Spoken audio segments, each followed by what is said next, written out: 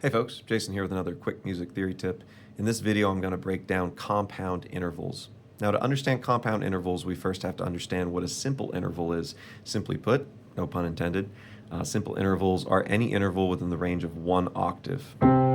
These include seconds, thirds, fourths, fifths, sixths, sevenths, and then the eighth or octave. And that was ascending what I just did. Of course I could do that going the opposite direction, descending. So a second down, a third down, a fourth down, fifth down, sixth down, seventh down, and then of course the eighth or octave down.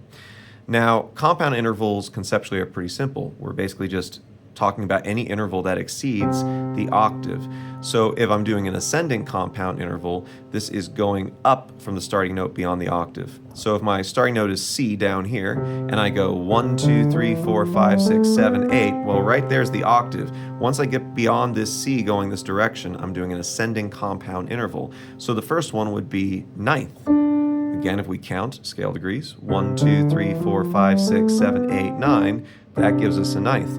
We can do the same thing descending. 1, 2, 3, 4, 5, 6, 7, 8, and then I'm going to do a ninth below. Now, another important distinction here is if you hear somebody say just a ninth, they're referring to an octave plus a whole step.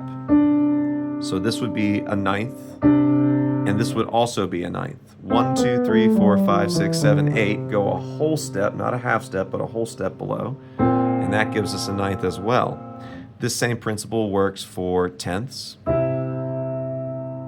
elevenths, twelfths, thirteenths, fourteenths, and fifteenths. And again, when in doubt, whichever direction you're going, you can count this. 1, 2, 3, 4, 5, 6, 7, 8, 9, 10, 11, 12, 13, 14, 15.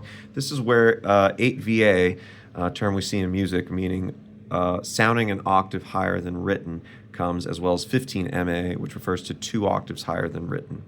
Now let's talk about some very common compound intervals. Of course we have the ninth.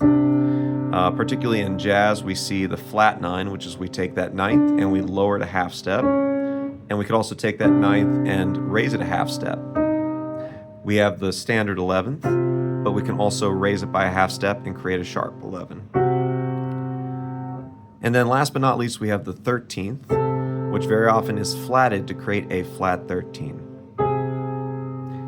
If you have any questions, feel free to shoot me an email at the email address in the description box below. Have a great day.